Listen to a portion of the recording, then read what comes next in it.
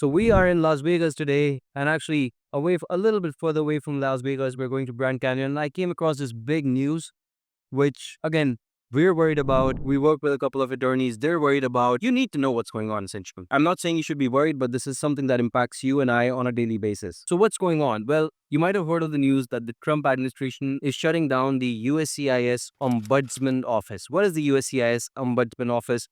Why do you need it? Let me explain.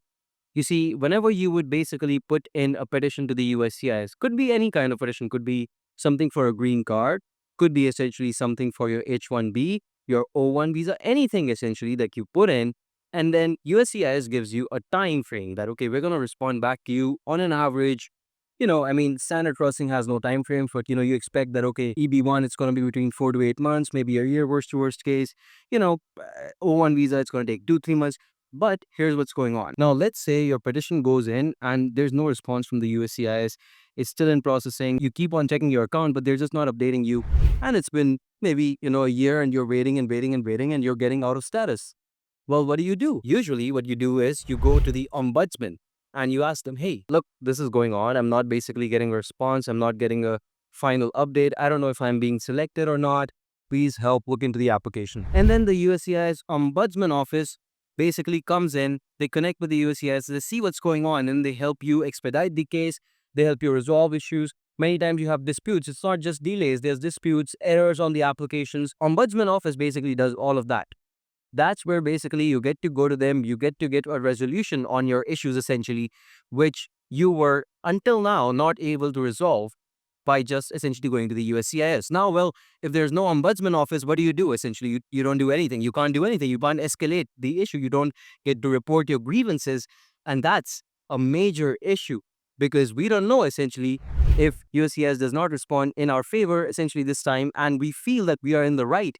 There's some mistake that the USCIS might be making and we just want to show them our side. Well, the ombudsman office is not going to be there to help you out. On top of that, there were various events that the ombudsman office, regularly with the USCIS, of course, held to ensure that what kind of obstacles you can get into and, how to overcome them. So all of those things, they're just appearing to go away. Now, this might be a part of the optimization that DOGE, basically Department of Government Efficiency, is doing, and they're removing a lot of government departments. But at the end of the day, this is, I believe, an important role and should not be removed.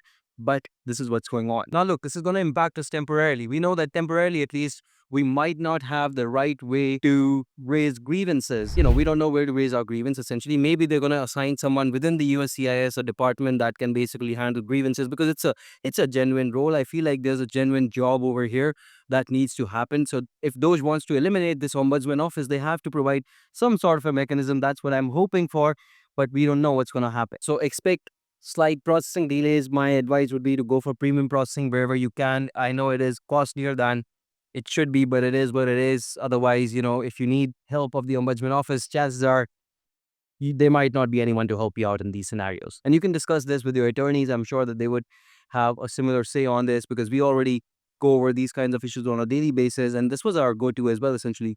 So I think this is something that's going to impact us all, both you and I. Let me know in the comments down below what you think about this move and whether you feel like this is worth raising on Twitter, because I certainly feel it is. And for now, I'm going to continue my drive to Grand Canyon. I have like 3 hours left ahead of me, and I'm going to see you on the next one. Thank you so much for watching. Subscribe to the channel for more such videos.